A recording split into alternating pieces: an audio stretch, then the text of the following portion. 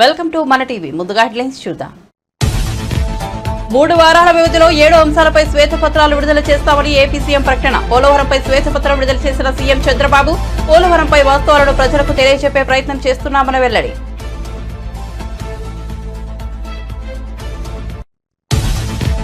CM Revanth Reddy సమక్షంలో కాంగ్రెస్ లో చేరిన కాలే యాదయ్య. చేవెళ్ల నుంచి 268 ఓట్ల మెజార్టీతో గెలిచిన కాలే యాదయ్య ఇప్పటివరకు కాంగ్రెస్ లో చేరిన 6 ఎమ్మెల్యేలు.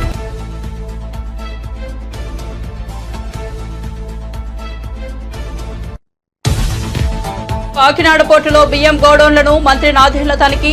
2 గోడౌన్లలో రేషన్ బియ్యం గుర్తింపు. పోర్టును అడ్డాగా చేసుకుని ద్వారంపూడి కుటుంబం రాజ్యమేలిందంటూ విమర్శలు.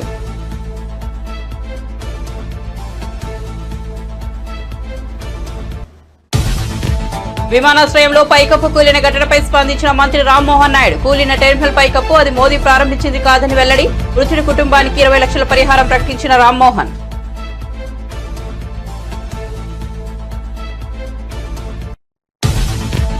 పీవీ జయంతి సందర్భంగా తెలంగాణ భవన్ లో నివాళులు అర్పించిన కేటీఆర్. చరిత్రపై చెరగని ముద్ర పీవీ అని వెల్లడి. పాఠ్య పుస్తకాల్లో పీవీ జీవిత చరిత్రను చేర్చాలని డిమాండ్.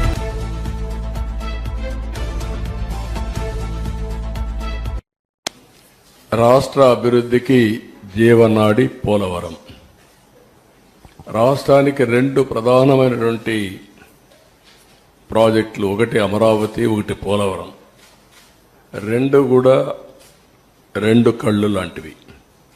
ఈ 2 ప్రాజెక్టులు కానీ మనం పూర్తి చేసుకుంటే విభజనలో జరిగిన అన్యాయాన్ని కానీ మనం ఏ విధంగా నష్టపోయామో ఆ నష్టాన్ని పూడ్చుకునే అవకాశం ఉంటుంది.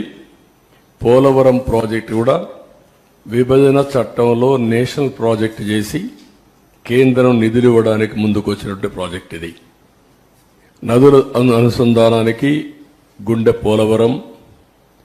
ఇటువంటి పోలవరానికి జగన్ ఒక శాపంగా మారాడు. ఏ విధంగా శాపంగా మారాడు?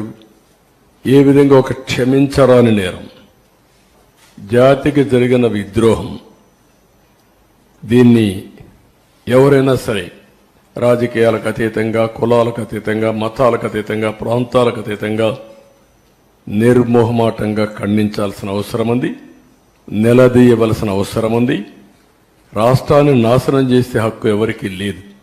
చేత కాకపోతే ఇంట్లో ఉండొచ్చు, కానీ ఒక మభ్య పెట్టి పదవి పొంది తద్వారా మోసం చేయడం చాలా దారుణం.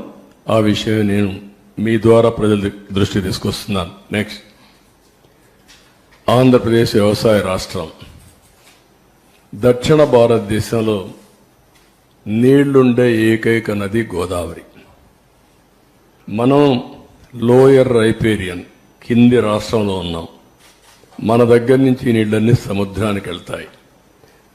దగ్గర ఆవరేజ్న 3000 టీఎంసీ నీళ్లు తలసరి ప్రతి ఒక్క సంవత్సరం సముద్రంలోకి వెళ్లే పరిస్థితి ఉంది. ఈ నీళ్లన్నీ గాని ఉపయోగించుకుంటే రాష్ట్రాన్ని కరువు రహిత రాష్ట్రంగా, డ్రౌట్ ప్రూఫ్ స్టేట్గా చేసేందుకు అవకాశం ఉంది. డెల్టా స్థిరీకరణతో పాటు ఉత్తరాంధ్ర, రాయలసీమ తాగునీరు, సాగునీరు దించే బహుళార్థ సాధక జాతీయ ప్రాజెక్టు.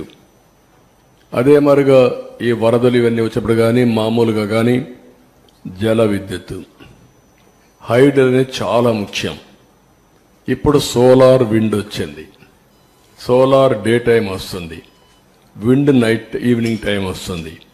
మిగిలిన గ్యాప్ ఏదైతే మనకు కొన్నిసార్లు కరెంటు కొరత ఉంటుంది, పీక్ లోడ్ ఫ్యాక్టర్, అప్పుడు ఈ హైడ్రో ఉంటే ఎప్పుడైనా ఆన్ చేసుకోవచ్చు, ఎప్పుడైనా ఆఫ్ చేసుకోవచ్చు. ఆ విధంగా కూడా హైబ్రిడ్ మోడల్ తేవడానికి ఐడిల్ పవర్ చాలా ఉపయోగపడుతుంది. అలాంటి ప్రాజెక్ట్ ఇది. దీన్ని మనం చూస్తే 2014లో రాష్ట్ర విభజన జరిగింది, కానీ చాలా నష్టపోయామని అందరికీ ఆవేదన ఉంది. కానీ ఆ నష్టం కంటే 1924లో జరిగిన జగన్ విధ్వంసం రాష్ట్రానికి శాపంగా మారింది. దానికంటే ఎక్కువ నష్టం జరిగింది. ఇది రాష్ట్రంలో ఉండే ప్రజానీకం అంతా కూడా చర్చ చేయాల్సిన అవసరం ఉంది. నెక్స్ట్, ఈ ప్రాజెక్ట్ ప్రొఫైల్ ఒకసారి మనం చూస్తే దేశ రాజధాని ఢిల్లీలో టెర్మినల్ 1 విమానాశ్రయంలో పైకప్పు కూలిన ఘటనపై కేంద్ర పౌర విమానయాన శాఖ మంత్రి రామ్మోహన్ నాయుడు స్పందించారు. పైకప్పు కూలిన ఘటనపై వ్యక్తిగతంగా పర్యవేక్షిస్తున్నానని వెల్లడించారు. టెర్మినల్ 1 వద్ద ఉన్న ప్రయాణికులు అందరికీ సహాయం వెంటనే అందించాలని అధికారులను ఆదేశించినట్టు రామ్మోహన్ నాయుడు వెల్లడించారు. ఘటనలో ఒకరు చనిపోయారు. మృతుడి కుటుంబానికి 20 లక్షల ఆర్థిక సాయం అందజేస్తామని కేంద్ర మంత్రి రామ్మోహన్ నాయుడు ప్రకటించారు. Like you have said, this structure has been built in 2009, and what we have asked the DIAL, Delhi International Airport Limited, also is to do a verification inspection from their side. But we are not just leaving it up to themselves. The ministry, from the ministry, we have DGCA also, which underlooks the safety aspect.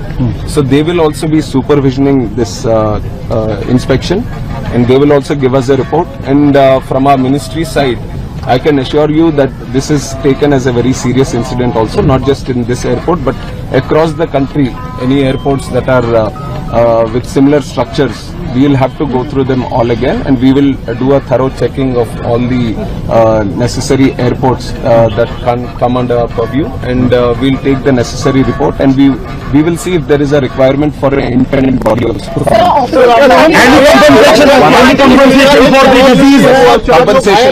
Compensation has also been announced, 20 lakh for the deceased, and also for the injured 3 lakhs. Opposition parties are opposition ये आरोप लगा रहा है कि जल्दबाजी में यहाँ पर इनॉग्रेशन किया गया था, तो इसके बारे में मैं क्लैरिफिकेशन दे दूं कि जो प्रधानमंत्री साहब जो इनॉग्रेट किया वो दूसरा बिल्डिंग है, दूसरी तरफ है. जो यहाँ कोलैप्स हुआ है वो 2009 में 2009 में पुरानी बिल्डिंग है, 2009 में जो उस टाइम ओपन हुआ था, तो उसके ऊपर जो इंस्पेक्शन करना है वो अभी करवाएंगे. सर विजुअल देखने में लग रहा है कि जो अंदर का आयरन बार से वो रस्टेड है, साफ दिखाई दे रहा है, उनपे पेंट भी नहीं है, तो इतनी लापरवाही कैसे थी? हमें अब तुरंत हम कमेंट नहीं कर सकते, इसके ऊपर तो थरो इन्वेस्टिगेशन होना है, और जो टेक्निकल एस्पेक्ट, जो फॉरेंसिक या सिक्योरिटी एस्पेक्ट जो देखते हैं बिल्डिंग का, वो सब अपना रिपोर्ट देंगे, तो उसके हिसाब से हम ये गवर्नमेंट का इतना तो मैं बता सकता हूँ, this government will not tolerate any untoward attitude. अगर कहीं पे कुछ लापरवाही रहेगी तो ये सरकार जरूर उनके ऊपर. What is your assessment? What could be the reason behind this collapse? That has to be. I just got to know in the morning, and since then we have been. First of all, we wanted no casualties to happen, and all the injured, if any of them, then we wanted to take proper care of them. So we are following that protocol, that we look after the injured first, and also the passengers. Whoever are supposed to be traveling from here, we wanted to give them assurance and safety, and also the convenience of traveling again. So that aspect we are taking care of right now. Any technical incidents that you are referring to will all be commented upon. Operational कब से होगा? TDP AP అధ్యక్షుడిగా Gajuwaka MLA Palla Srinivasarao బాధ్యతలు స్వీకరించారు. మంగళగిరిలోని ఎన్టీఆర్ భవన్లో బాధ్యతలు స్వీకరించిన అనంతరం పార్టీ కార్యకర్తలను ఉద్దేశించి మాట్లాడారు.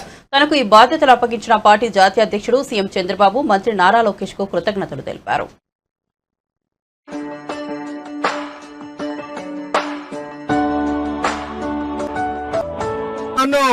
తెలుగుదేశం పార్టీ రాష్ట్ర అధ్యక్షులుగా నియమించినటువంటి నా శక్తి సామర్థ్యాల పైన నమ్మకంతో ఈ బాధ్యత నా మీద పెట్టినందుకు మన తెలుగుదేశం పార్టీ జాతీయ అధ్యక్షులు ముఖ్యమంత్రి నారా చంద్రబాబు నాయుడు గారికి, అలాగే లోకేష్ బాబు గారి యొక్క నమ్మకాన్ని నేను ఉంచుకొని ఆ నమ్మకాన్ని ఒమ్ము కాకుండా ముందుకు వెళ్తానని చెప్పి ఈ సందర్భంగా తెలియజేస్తున్నా. ఈ రోజు నా ముందున్నటువంటి ప్రధానమైనటువంటి బాధ్యత ముఖ్యంగా కార్యకర్తల్ని వారికి సముచిత స్థానం కల్పించి, ముఖ్యంగా నామినేటెడ్ పదవుల ద్వారా ప్రభుత్వంతో భాగస్వామ్యం చేసి ముందుకు తీసుకెళ్లడమే నా ప్రధానమైనటువంటి బాధ్యతగా నేను మీకు ఈ సందర్భంగా తెలియజేస్తున్నా. అధికార పక్షం ఎన్ని ఇబ్బందులు పెట్టినా ప్రతిపక్షంగా ఓర్చుకుంటూ ప్రజా సమస్యల మీద పోరాటం చేస్తూ పార్టీ యొక్క సిద్ధాంతాలు కట్టుబడుతూ అధినాయకుడు యొక్క ఆలోచనల్ని ముందుకు తీసుకువెళ్తూ ఈ రోజు పార్టీ అధికారం తేవడం జరిగింది. ఈ వేదిక నుంచి ఈ రాష్ట్రంలో ఉన్నటువంటి ప్రతి తెలుగుదేశం పార్టీ కార్యకర్తకి, నాయకులకి తెలియజేసేది ఒకటే, మేము అనుక్షణం మీతోనే ఉంటాం. మీ భవిష్యత్తు మా బాధ్యతగా మీకు ఈ సందర్భంగా తెలియజేస్తున్నాం. అదే గత ప్రభుత్వం చూశారు, అధికారం అనేసరికి ప్రతిపక్ష నేతలను అనకూడదాం, వాళ్ళ మీద కేసులు పెడదాం, వాళ్ళని అధికారాన్ని అపహాసం చేస్తూ కేవలం ప్రతిపక్ష నేతలను అనగొట్టడానికే వాళ్ళ అధికారం వినియోగించారు. అందుకే ఈ రోజు ప్రజలు వాళ్ళకి బుద్ధి చెప్పి ఇంటికి పంపించారు. సోదరులారా, కనుకనే మనం ఇవన్నీ కూడా మనం దృష్టిలో పెట్టుకోవాల్సినటువంటి అవసరం ఉంది. గడిచిన 5 సంవత్సరాలుగా ఏవైతే రాజకీయ ప్రేరేపిత కేసులు ఉన్నాయో అవన్నీ కూడా 3 నెలల్లోనే తీపిస్తామని చెప్పి ఈ సందర్భంగా తెలియజేస్తున్నాం. మనం లెక్క తేల్చాల్సినటువంటి అవసరం కూడా ఉంది. ఉందా లేదా? ఏదైతే అధికారాన్ని దుర్వినియోగం చేసి ఇష్టానుసారం చేశారో వాళ్ళకి బుద్ధి చెప్తా. ఏపీ పౌర సరఫరాల శాఖ మంత్రి నాదెండ్ల మనోహర్ కాకినాడలో పర్యటించారు. కాకినాడ పోర్టు వద్ద బియ్యం గోడౌన్లలో తనిఖీలు చేపట్టారు. 2 గోడౌన్లలో రేషన్ బియ్యం ఉన్నట్టు గుర్తించారు. ఆ 2 గోడౌన్లలోని 4700 టన్నుల రేషన్ బియ్యాన్ని సీజ్ చేయాలని అధికారులను మంత్రి ఆదేశించారు. తన పర్యటనలో భాగంగా మంత్రి నాదెండ్ల మనోహర్ కాకినాడ జిల్లా కలెక్టరేట్లో సమీక్ష నిర్వహించారు. మాజీ ఎమ్మెల్యే ద్వారంపూడి చంద్రశేఖర్ రెడ్డి కుటుంబం కోసం ప్రభుత్వ శాఖలన్నీ పనిచేశాయని విమర్శించారు. గ్రీన్ ఛానల్ ఏర్పాటు చేసి కాకినాడకు 1000 లారీల బియ్యం తరలించారని, పోర్టును అడ్డాగా చేసుకుని ద్వారంపూడి కుటుంబం రాజ్యమేలిందని ఆరోపించారు. అయితే కూటమి ప్రభుత్వంలో అలాంటివి చెల్లవని, అధికారులు కూడా పద్ధతి మార్చుకోవాలని స్పష్టం చేశారు. 251 మండల్ లెవెల్ స్టాక్ పాయింట్లో 189 చోట్ల మాకు వేరియన్స్ కనపడింది. ఆ వేరియన్స్ ని బేస్ చేసుకుని ఎవరైతే సప్లయర్స్ స్టాక్ అందించారో వాళ్ళపైన 19 కేసులు ఆల్రెడీ నమోదు చేయడం జరిగింది. వాళ్ళని బ్లాక్ లిస్ట్ చేయడం కూడా జరిగింది. ఈ విధంగా మేము ఒక పారదర్శకంగా, ఎందుకంటే మన కాకినాడలోనే చూస్తున్నాం, మాఫియా మాఫియా అంటారు కానీ వ్యవస్థీకృత మాఫియా ఉంది మనకి ఇక్కడ. చిత్తూరు నుంచి కాకినాడ వరకు గ్రీన్ ఛానల్ నడిపించారు వాళ్ళు ఇన్ని రోజుల నుంచి. ఎక్కడ చూసినా లారీలు విపరీతంగా ఇక్కడికి వచ్చి కాకినాడ పోర్టుని ఒక అడ్డాగా మార్చుకుని ఒక కుటుంబానికి లబ్ధి జరిగే విధంగా రాష్ట్ర వ్యాప్తంగా దోపిడీ జరిగిపోయింది. ఎంత దుర్మార్గంగా వ్యవహరించారంటే పేదవాడి పొట్టగొట్టి ఈ ఆహార మాఫియా సృష్టించి ప్రతి మండలంలో కూడా వీళ్ళు ధాన్యం సేకరించుకుని ప్రభుత్వం 39 రూపాయలు పర్ కిలో బియ్యం అందిస్తుంటే 7 రూపాయలకి, 8 రూపాయలకి, 10 రూపాయలకి వీళ్ళు కిలో కొనేసి ఎక్స్పోర్ట్ చేసుకుని 1000 కోట్ల రూపాయలు సంపాదించారు. ఉదయం నుంచి క్షేత్రస్థాయిలో అనేక ప్రాంతాల్లో సిబ్బంది ఏర్పాటు చేసి, టీమ్స్ ఏర్పాటు చేసి 10 చోట్ల దాడులు జరుగుతున్నాయి. ఇది కొనసాగుతాయి. ఆ మార్పు తీసుకొచ్చే వరకు ఖచ్చితంగా క్షేత్రస్థాయిలో ప్రతి ఒక్కరూ ప్రభుత్వ విధానానికి అనుగుణంగా పారదర్శకంగా నిజాయితీగా పనిచేస్తేనే వీళ్ళు వ్యవస్థలో ఉంటారు. అది ఎవరైనా ఉండొచ్చు. అధికార యంత్రాంగం కూడా వీళ్ళకి సహకరించింది గతంలో, ఇప్పుడు జరగదు. కేవలం ఒక ద్వారంపూడి కుటుంబానికే మేలు జరిగే విధంగా వ్యవస్థను మొత్తం మారిస్తే మాత్రం ప్రభుత్వం దానికోసం కాదు. అంతిమంగా రైతుకు లబ్ధి కలగాలి, వినియోగదారుడికి నిజాయితీగా మేము చేసే సరఫరా భరోసా కల్పించాలి. దీంట్లో ఎక్కడ కూడా కాంప్రమైజ్ ఉండదు.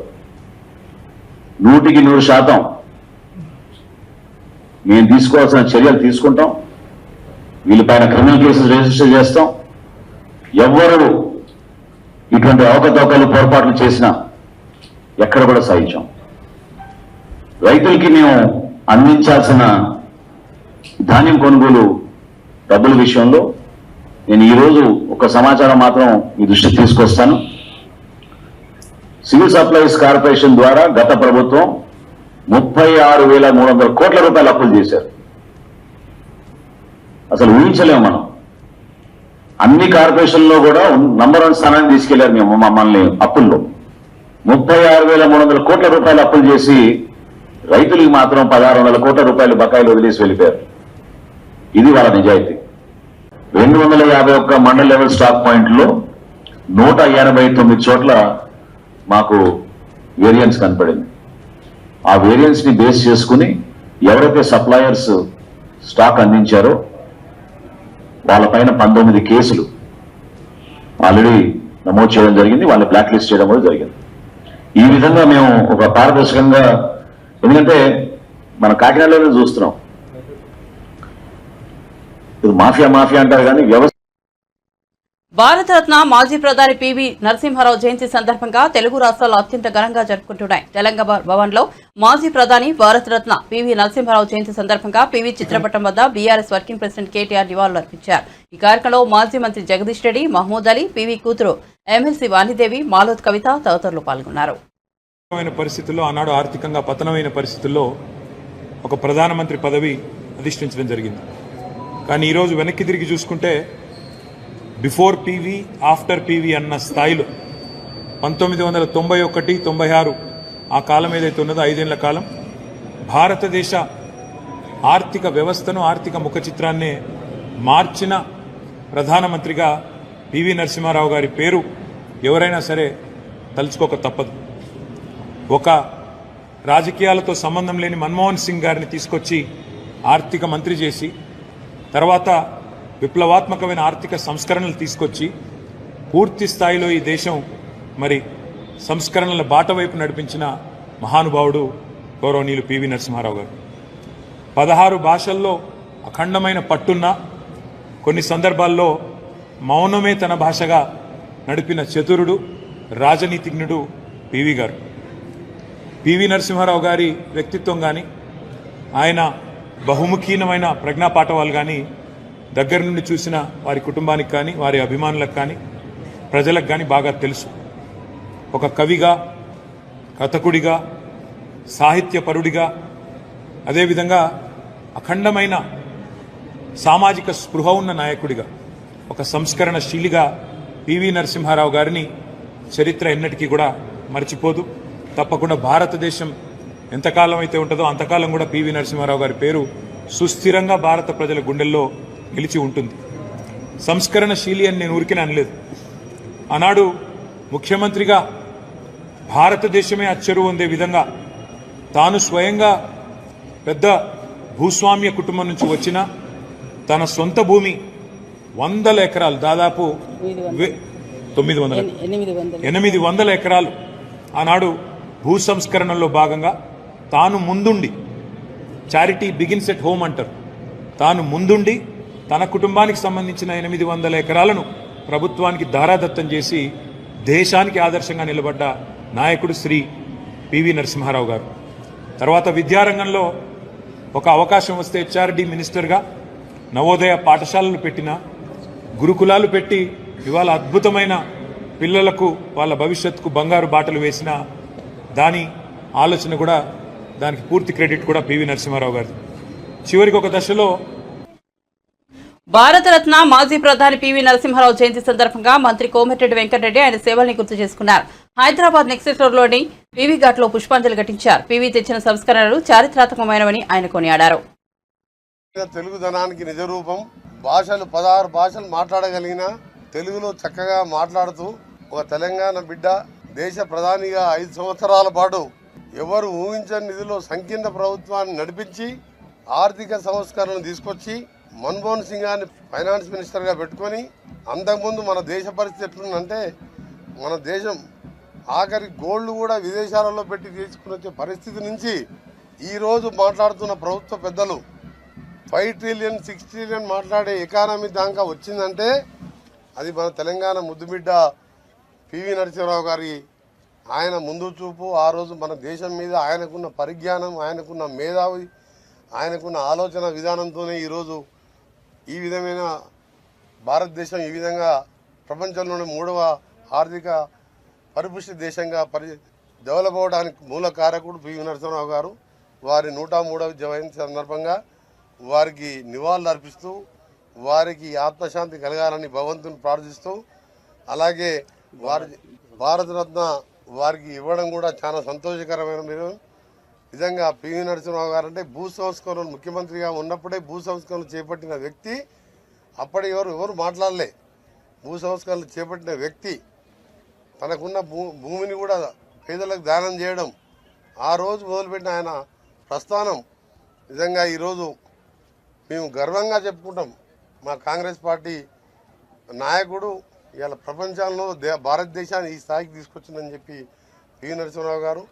వారి కుటుంబ సభ్యులు గతంలో రాజీవరావు కూడా ఎమ్మెల్యే ఎంపీగా ఉండే, ఇంకో కుమారుడు రంగారావు గారు కూడా మినిస్టర్గా ఉండే.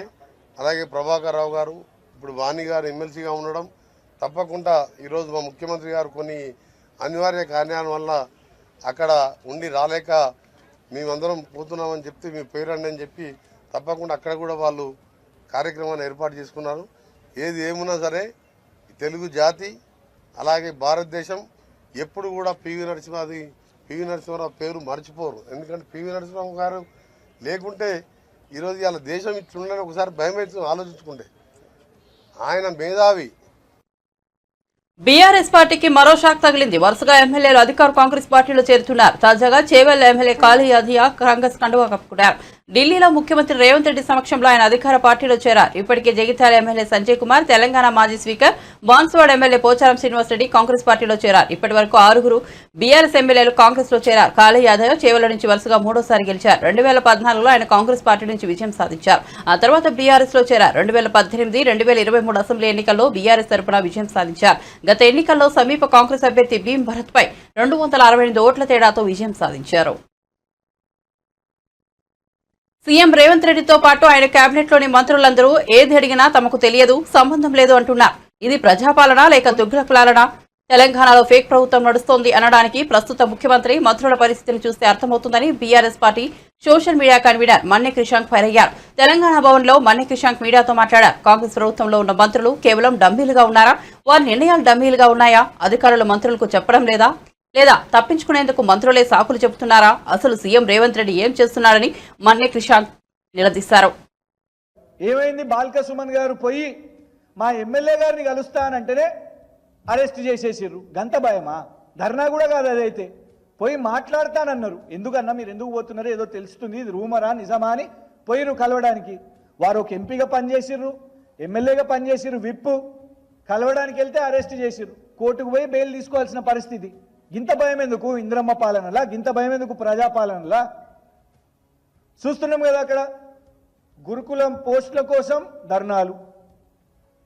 ఏ యువత అయితే మీకు పనిచేసి మిమ్మల్ని నమ్మి వీళ్ళు వస్తే జాబ్ క్యాలెండర్ ఇస్తారంట, వీళ్ళు వస్తే గ్రూప్ 2 పోస్టులు పెంచుతారంట, ఇవన్నీ చెప్పారుగా. పెరిగినాయా గ్రూప్ 2 పోస్టులు?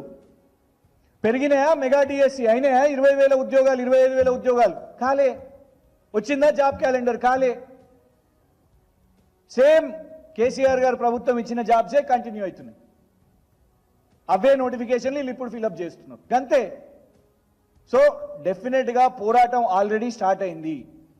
కానీ స్టెప్ బై స్టెప్ న్యాయ పోరాటం ఇవన్నీ కూడా చేస్తూ ధర్నాలు కూడా చేస్తాం. వీళ్ళు సమాధానం చెప్పాలి, వదిలేది లేదు. Countdown has begun. Thank you.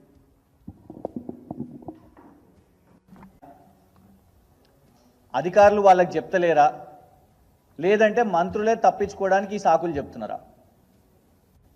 మొన్నటికి మొన్న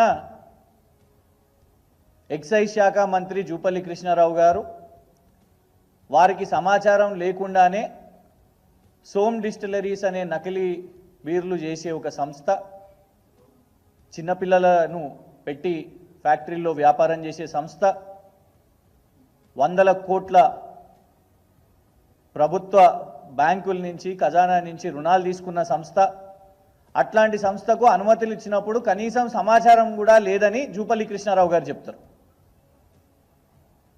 హోంమంత్రి కమ్ రాష్ట్ర ముఖ్యమంత్రి, ఎందుకంటే హోంమంత్రి లేరు, రేవంత్ రెడ్డి గారి దగ్గరనే ఉన్నది అది. హోంమంత్రికి సమాచారం లేకుండానే పోలీస్ శాఖ వాళ్ళు రాత్రి 10:30 వరకే హైదరాబాదు సిటిజన్స్ మీద ఆంక్షలు పెడతారు. ఆ తర్వాత దాని మీద మీడియాలో సోషల్ ఏపీ సీఎం చంద్రబాబు తనకు స్నేహితుడని, అందుకే ఆయన మర్యాదపూర్వకంగా కలిసినట్టు తెలంగాణ గవర్నర్ రాధాకృష్ణన్ తెలిపారు. శుక్రవారం ఇంద్రకీలాద్రిపై దుర్గమ్మను ఆయన దర్శించుకున్నారు. ఎన్టీఆర్ జిల్లా కలెక్టర్ సృజన, దుర్గగుడి ఈవో కెఎస్ రామారావు, ఇతర అధికారులు ఆయన్ను ఆలయ మర్యాదలతో స్వాగతం పలికారు. వేద పండితులు పూర్ణకుంభంతో తెలంగాణ గవర్నర్ రాధాకృష్ణను ఆహ్వానించారు. దర్శనం అనంతరం వేద పండితులు రాధాకృష్ణన్కు ఆశీర్వచనం చేశారు. Come here and I met my long-time friend and the new Chief Minister of Andhra Pradesh, Chandrababu Garu, and I went to his house and met him, and I came here to have the darshan of the Ladas and the new temple, Lord Shiva temple.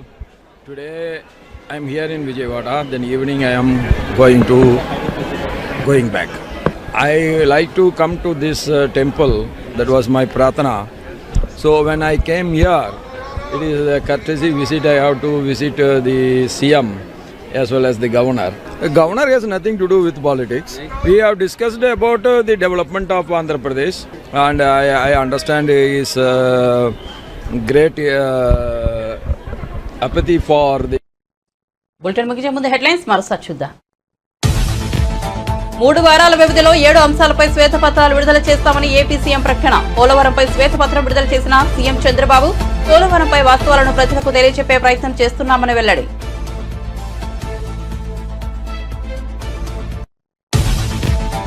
CM Revanth Reddy సమక్షంలో కాంగ్రెస్ లో చేరిన కాళీ యాదయ్య. చేవల నుంచి 268 ఓట్ల మెజార్టీతో గెలిచిన కాళీ యాదయ్య ఇప్పటివరకు కాంగ్రెస్ లో చేరిన 6 ఎమ్మెల్యేలు.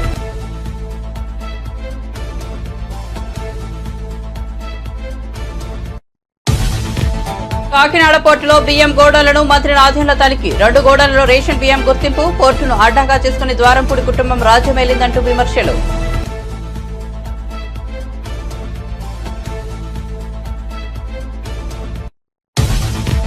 విమానాశ్రయంలో పైకప్పు కూలిన ఘటనపై స్పందించిన మంత్రి రామ్మోహన్ నాయుడు. కూలిన టెర్మినల్ పైకప్పు అది మోదీ ప్రారంభించింది కాదని వెల్లడి.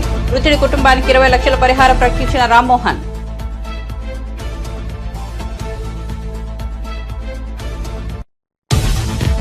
పీవీ జయంతి సందర్భంగా తెలంగాణ భవన్లో నివాళులర్పించిన కేటీఆర్. చరిత్రపై చెరగని ముద్ర పీవీ అని వెల్లడి. పాఠ్య పుస్తకాల్లో పీవీ జీవిత చరిత్రను చేర్చాలని డిమాండ్.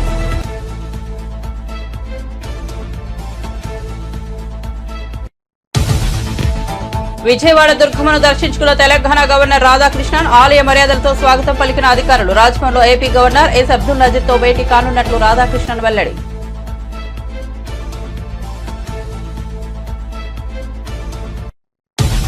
మరిన్ని అప్డేట్స్ కోసం చూస్తూనే ఉండండి మన టీవీ.